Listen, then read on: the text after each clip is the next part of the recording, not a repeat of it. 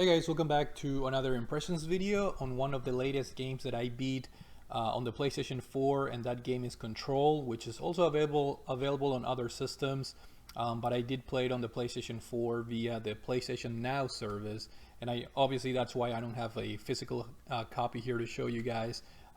This was a digital copy, obviously, that I downloaded on my PS4 and played it through the PlayStation Now service. And the reason, why I never really got or never purchased Control is, my previous experience with a Remedy game. Remedy is the developer, behind this game, and also other renowned games such as Alan Wake and Quantum Break. Games that are more of fame within the Xbox, ecosystem. But the other Remedy game that I did play was Quantum Break. I have an impressions video on my channel for that game, and I thought the game was good, but it was one of those. There was a slightly flavor of disappointment, if you will, on Quantum Break, because it was one of those exclusive titles for the Xbox One that had the live action TV show with it and along with it. So my expectations were pretty high, and the game, again, it was a good game, but that's about it. It was just good enough. It's the type of game that I would never go back and replay or repeat. It was a good experience while I played it and enjoyed it for that first time, and that's enough. So for Control, I didn't really have my super high expectations or anything. However, the reviews started coming in, the impressions from other people started coming in, and I think the consensus was that this was much better than Quantum Break. So that game has been on my radar for a while. I know the game won a couple of 2019 Game Awards. So finally, when PlayStation Now put that game as one of the new games on PlayStation Now, I decided to download it and tried it, and I'm very pleasantly surprised. I did have a fantastic time with Control, to the point now that I do want to go and try the third Remedy game that I want to play, which is Alan Wake, which a lot of people think that's the best game to date from Remedy. So I'm excited to play that game, hopefully sooner than later. I do own that game digitally. It's on my Xbox One, ready to be played. But right now, at the moment, I'm trying to complete other games. But yeah, Control, surprising. I liked it way more than Quantum Break. And starting with the story, I thought the story was great. I'm not going to spoil anything, but starting with the story itself, I thought it has that typical Remedy. In Quantum Break, the story was convoluted. It was the time traveling aspect. Control is a little bit more about like the paranormal things going on in this place called the FBC, the Federal Bureau of Control. That's where the game takes place. I really enjoyed the setting. It's this secret agency, basically. That's what the FBC, the Federal Bureau of Control, is. It's a secret agency that has existed for a long time, and it's this federal agency that is in charge of studying and analyzing the paranormal events or happenings. And it's supposed to be a secret agency that no one knows that exists, obviously, except the government. And it has a secret location in like New York, called the Oldest House. That's their building name. So you take role of Jessie Faden, who she gets to this place because she applied to this position to be the assistant janitor. But her true goal is to find out more about her brother. When they were younger, her brother was, I guess, captured by the FBC, and she knew this. So throughout her adult life, she's been searching for him, and she finally gets to the FBC building where she thinks she can find her lost brother, Dylan. And of course, that's kind of like the premise of the game. You're trying to find out what happened to your brother.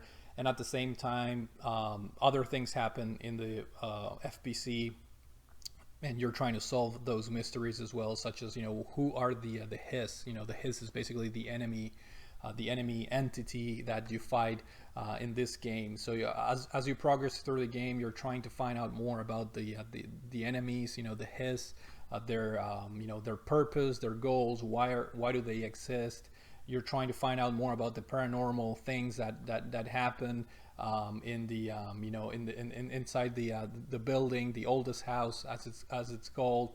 And it's a very interesting game that the story portion kept me wanting to play more, just to see what happens, whether it's finding out more about Jesse's brother Dylan, or whether you're trying to find out more about the Hiss or other characters that you encounter throughout the game. There's, for example, this researcher, I think his name was called Dr. Darling. He was kind of like the head of research. He was trying to lead the investigation of all the different objects of power and astral planes, the Hiss and whatnot.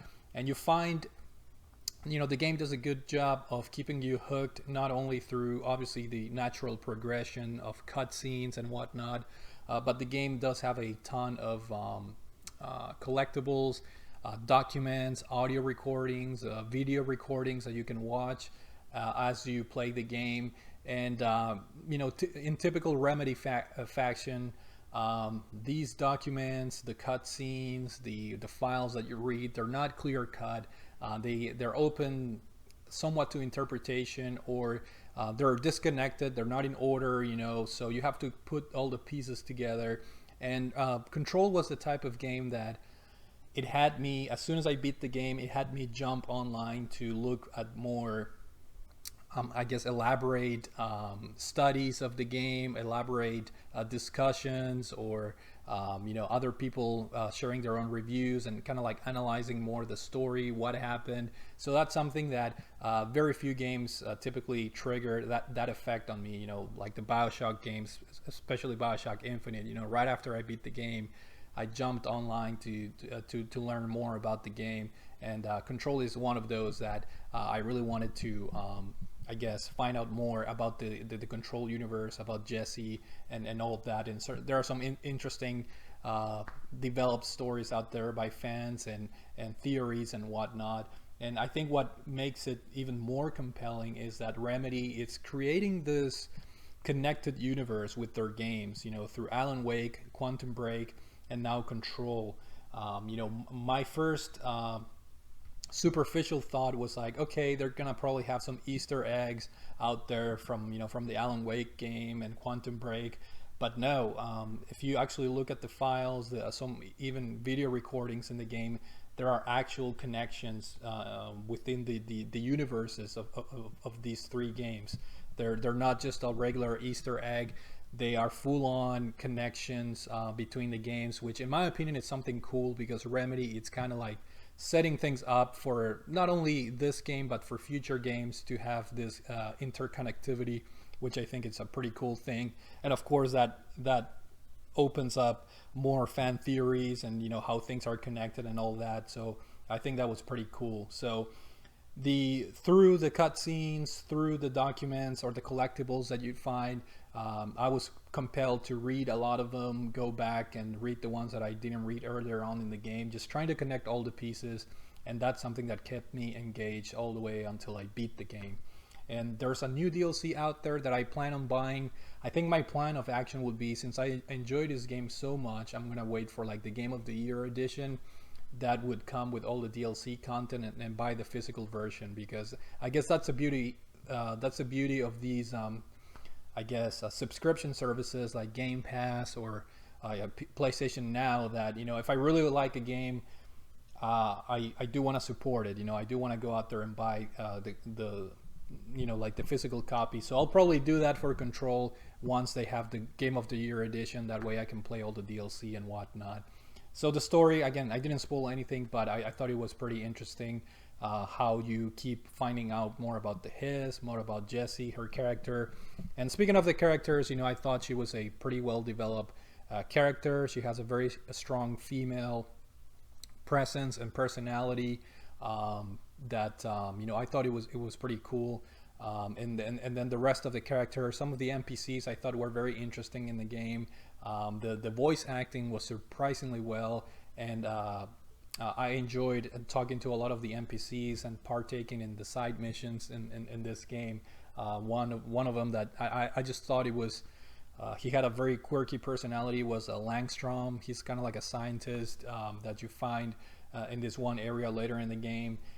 So you do get to meet a couple NPCs, and I thought their voice acting, the scripting was pretty well done, and so was the main character, Jesse Faden, which one thing I guess I kind of like bothered me a little bit throughout the story was there are in certain cutscenes, Jesse may be talking to an NPC, and she for a second would pause and ask a question on her head to herself. For example, she would say something like, should I ask her this question right now or later? And then the game doesn't give you a choice. There's no choices in this game. Everything is just a linear storyline, which is good for the sake of simplicity. But there were so many cutscenes in the game where Jessie is basically talking to herself or to this force, sometimes called Polaris, which is kind of like your companion. You have this entity that follows you around. Think of it as Navi or in the Legend of Zelda. She follows you everywhere. But Polaris, it's actually kind of like this entity that gives you all the superpowers, basically. And Jessie is either asking herself or Polaris in her head, should I ask her that question? Should I not do this?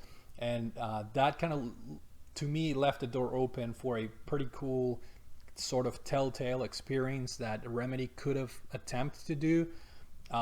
Giving the player the choice to take certain actions or to take different paths in the game. But I can see why they didn't do it. I mean, by doing that, it opens a whole new can of worms, more complexity in terms of the design and the paths, and maybe different endings that they would have to have done. So I can totally understand. It's just something that the game kind of like makes you think that you're going to have control over the certain decisions that she has to make, but you actually don't. The game already has everything pre-selected, if you will. So that's kind of like the story and the characters in a nutshell. The graphics, it's a mixed bag. The graphics themselves, in my opinion, they look pretty good. I think the problem here is the performance. The game does have a lot of frame rate issues, especially when there's a lot of enemies. And there is this weird thing that happens when you pause the game, and when you unpause the game, like the game kind of like freezes. It takes like a couple seconds for the game to kind of like load everything in your surroundings again. That was pretty annoying. In fact, I did a live stream and I was showing Leo the Funny Nerd. He was asking me how's the performance, and I kind of showed him, hey, look, there are these slowdowns that kind of deter from the enjoyment. To me, they're not a huge deal, but I can see a lot of people complained, and they're rightfully so. That's kind of like disappointed in that regard. But I think that might have to do with the fact that the game has a very elaborate physics engine. When you use your superpowers to like lift stuff, if you're in an office and you're lifting a desk, you're going to see the paper on the desk just fly through. If there are coffee mugs, for example, on top of the desk, they're going to fall. So every little element connected to that item you're interacting has physics attached to it. And now when you multiply that by a lot of times, because you can be lifting a couple of like a desk and throw the desk at a bunch of chairs, and the chairs will just blow to pieces and things like that. So I think the physics engine of the game is very taxing, very demanding, and that, of course, I'm sure that contributes to the performance issues.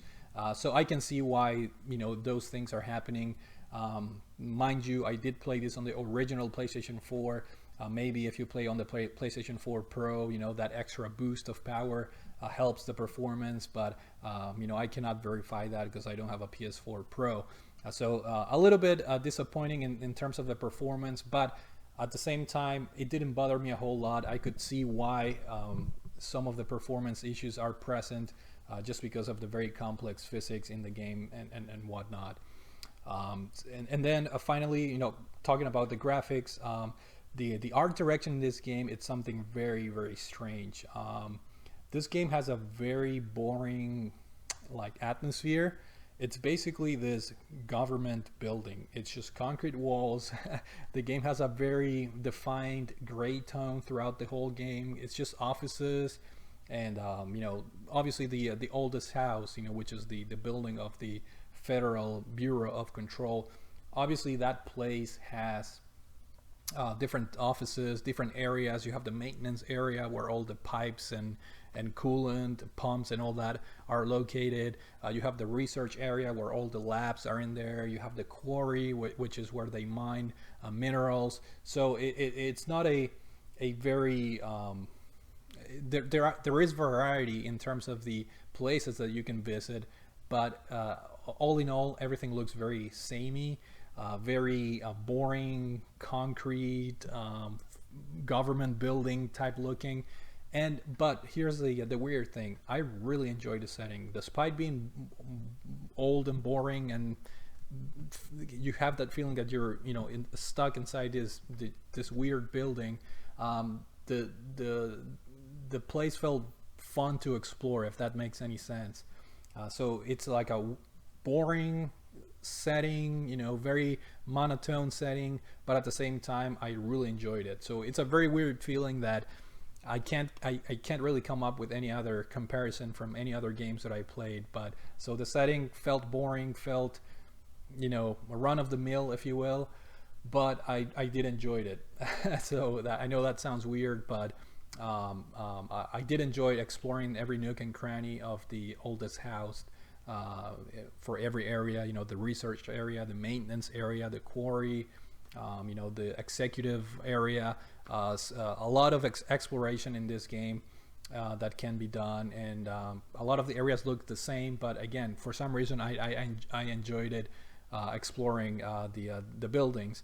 And in that regard, kind of like leading towards the gameplay area of the game, the game plays, it's a third-person action game, if you will, shooter, if you want to call it that. That has Metroidvania elements. To me, it reminded me a little bit of the Batman Arkham Asylum game, where it's kind of like a 3D Metroidvania, where you do have to go back to either do missions in areas that you already explored, or you may get a key card, like a clearance code, they call it in this game, and then you would see areas that require a certain clearance that you don't have, and then later on in the game you can go back and get better items or things like that. So the game does have that Metroidvania feeling, but it doesn't exaggerate that. Like, it's not like you have a ton of backtracking in the game, and whatever backtracking you do, it feels natural. Like by the time you complete the game and you complete all the side missions, the entirety of the game kind of like feels very like natural, like the locations and everything. It almost feels also like a Dark Souls type of world design, because you open pretty clever shortcuts between areas as you progress through the game. You open up elevators that act as shortcuts. So it did remind me of like the Bloodborne game, for example, or the Demon Souls that I loved on the PS3, where there are some clever shortcuts that the game provides to you. So I thought that was pretty cool. Now, in terms of the pure gameplay aspects, I thought the combat was very, very fun, very entertaining. There's basically 3 ways of attack. You can do melee attacks, which are not really, I haven't really used those much at all. And then you have your abilities, where you can like throw stuff at people. You can use a shield. So it's kind of like Quantum Break, where you can use this forces or superpowers, if you want to call them, to either attack enemies or defend yourself or evade, or in this game, as some of the gameplay videos show, you can levitate, and that gives you access to higher areas in the game and whatnot. And then of course you have your using guns. You know, the gun in this game is very unique. You don't need ammo. It doesn't there's no reload button, although you can run out of ammo, but the ammo, it's like a cooldown. um, it's a cooldown effect, where you have to wait before it fully recharges again. And I really enjoy that system. I really enjoy that mechanic, just because it felt different. You know, in any other game would have used regular guns, and you know that we all used those before. So I really enjoyed, the gun in this game, which, you know, the gun itself can transform into, other types of, ammunition. So the same gun you use can act as a pistol, as a shotgun, as a sniper rifle, and as a machine gun. So I thought that was pretty cool, and I really enjoyed, switching between the different, types of weapons that you have. And you know, they really matter in terms of the type of enemy you face, or the type of area you're playing in the game. For the most part, I think the most useful one is your starting gun style, which is just a pistol, because it's very accurate. It allows you to do headshots with, pretty easily. And then, but then, you know, when you upgrade to a shotgun, for example, that's pretty good, obviously, for close combat encounters. And then the sniper, upgrade, I found that to be very, very useful later on in the game, and especially for some of the boss battles, and the side missions or side quests. So, the gunplay was surprisingly fun, and combine that with your super abilities or superpowers, provided by, you know, by Jesse. You know, the game just, it was a good mix and match. You know, you can throw stuff at the enemies, and then, finish them off using your guns. And then, some of the abilities are pretty cool. You can launch things towards the enemies. You can use a shield to protect yourself. You can levitate. As you're levitating, you can attack the enemies, and then you can also, take possession of the enemies, control them, if you will, and that becomes pretty good for crowd control later on in the game. And speaking of the enemies, that's another high point in the game, because there's a lot of variety. There you have your regular soldiers, or, the enemy in this game is known as the Hiss. They're this, like, possessed entity almost. And then you have your regular soldiers, and then you have your heavier, guards that have, like, grenade launchers and things. Then you have flying enemies. You have your tank enemies, enemies that are kamikaze. You know, they just explode, run towards you. So a lot of enemy variety in this game, coupled with some interesting boss battles.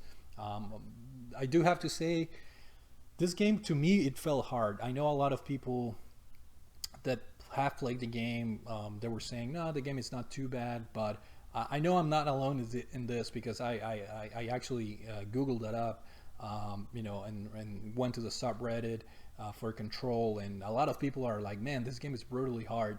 And it is, but it kind of is there are certain aspects that really annoyed me. For example, it's hard in the sense that your health goes down pretty quickly. And the problem is, you can upgrade your health. There are skill trees in this game where you can, upgrade your abilities, your health, the amount of, control points that you have and whatnot, upgrade your guns and all that. But you have to be very careful earlier in the game. I think it's best to upgrade the launch, ability, which is the throwing stuff at the enemies, because that becomes extremely useful early in the game. But you have to strike a good balance upgrading your health as well, because health goes down very, very quick. Even like the weakest enemies, if they shoot at you 2 or 3 times, your health will go down extremely fast. And later in the game, you're fighting basically mobs of enemies. And you know, you have the easy enemies, but they're coupled with the tank enemies, with the flying enemies, and it becomes a nightmare. So you have to be pretty good at managing the waves of enemies. You have to be pretty good at knowing when to be aggressive and when to attack, and when to take cover. And in this game, you don't have the regen health, which I know it's kind of like a modern feature of games. There's no regen health in this game. You get your health by killing enemies. Every time you kill an enemy, they drop like droplets of health, which there are plenty, but sometimes it's hard because you kill a bunch of enemies and you see all this health like at the corner of the room, but in order to get there, you have more enemies and snipers and stuff shooting at you and looking at you, and sometimes getting to the health or you trying to get to the health points in the game, actually it's worse because you get killed on your way. So you have to have certain strategy. You have to be very careful on how you handle the enemy battles. And some of the bosses in this game are really frustrating, especially the ones on the side quests, which is a good thing because side quests are not required. But I did go ahead and I went for the platinum in this game which is something that I haven't done in a while for games. But I figured, once you beat the game, there's just a couple more cleanup trophies. Going for the platinum does add a considerable amount of time, but because I was enjoying this game, I was enjoying exploring every nook and cranny of the oldest house. I was enjoying reading the files, and I just wanted to learn more about this universe, the story of the game, the oldest house, the hiss, the enemies, the characters in the game. I just wanted to soak more information, and performing the side quests. It's also it's a good way of doing that. And of course, if you complete all the side quests, you get the maximum ability points, and then you can do the maximum skills trees, and then that unlocks all the trophies and whatnot. But let me tell you that some of the boss battles were incredibly annoying for some of the side quests. I had to repeat a bunch of them up to, I want to say one of them up to 10 times. There is this huge boss battle where he pokes holes in the ground, but in order to kill him, you have to aim high towards his eyes. But while you do that, you don't know where you're walking, because you have to be shooting and avoiding his projectiles. And as you're kind of like avoiding, you fall in the hole, and that's it. It's game over if you fall. And then the frustrating part after that is there is no immediate starting right at the boss battle.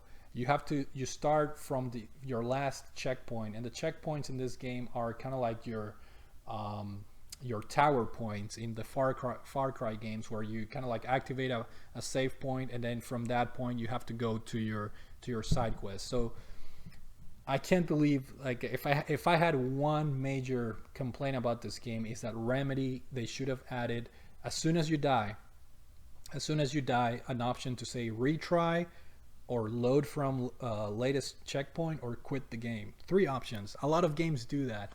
And this would have been the perfect fit, because for some of the boss battles, like I was mentioning, that you have to try multiple times, it's very frustrating dying, and then you have to go from your latest checkpoint, you have to run to where you activate the boss battle, you have to watch the opening cinematic or whatever, and it's just frustrating when you're trying to complete the game and you're just trying to either get the trophies or get more ability points. It's just frustrating going through that extra steps that are completely unnecessary.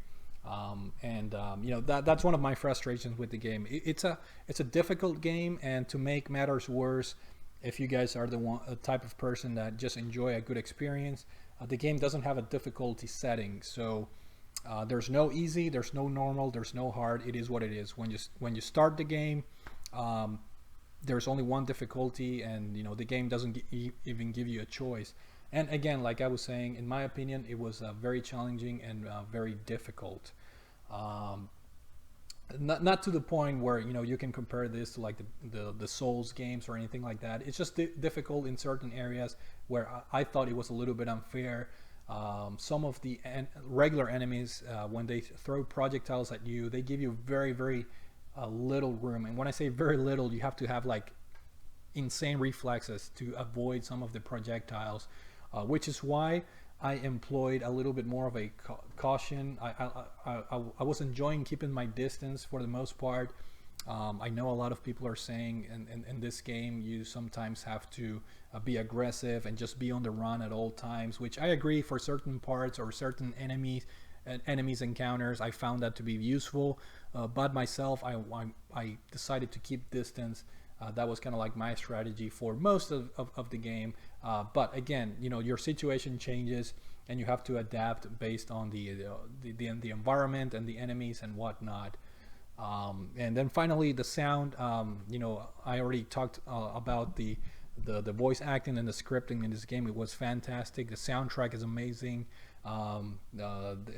It stands out in one particular area of the game later in the game where you have to complete this asteroid maze area, it's called, and they put some kick-ass you know, rock or metal tunes, and then you just shooting at enemies, and that area of the game felt pretty good. So the soundtrack and everything was really good quality. So closing thoughts, guys, I really had a good time with Control. It kind of restored my faith in Remedy. Not that I hated Quantum Break, but I thought it was a good game, and that's it. You know, just a good enough game. But now I'm pretty excited to play Alan Wake, which I know that game received a lot of praise. A lot of people loved that game. So definitely looking forward to playing Alan Wake, hopefully sooner than later, and looking forward to exploring Control at a later point via the you know, the DLC that they will be releasing. So highly recommended, guys. If you are into third-person action games, I think Control is worth checking out. I think if you guys were aiming to just beat the game regularly, it probably takes between 10 to 15 hours. And then if you want to fully complete the game with the platinum and everything, it's probably more like a 20 to 25 hour game. I don't think the game keeps track of the time, so I can't really tell you how much time I spent, but if I had to estimate, I'd say I probably put 20 to 25 hours to complete the game and get all the trophies and get most of the collectibles. I don't think the game also keeps track of all the collectibles. So I just grabbed as many as I could. I'm sure I missed out because the game has a lot of hidden areas, nook and crannies that you can explore and get hidden files. And there are hidden files pretty much in every room you walk into this game. You know, you walk to a desk and there's more than likely a collectible there, like a piece of paper, a voice recording, or things of that nature. So again, I really enjoyed Control. Highly recommended. If you guys have PlayStation Now, it's up on that service. I think it'll be up until June for download or streaming if you guys are into that. So thank you guys for watching my Controls impressions, and I will see you all later. Take it easy.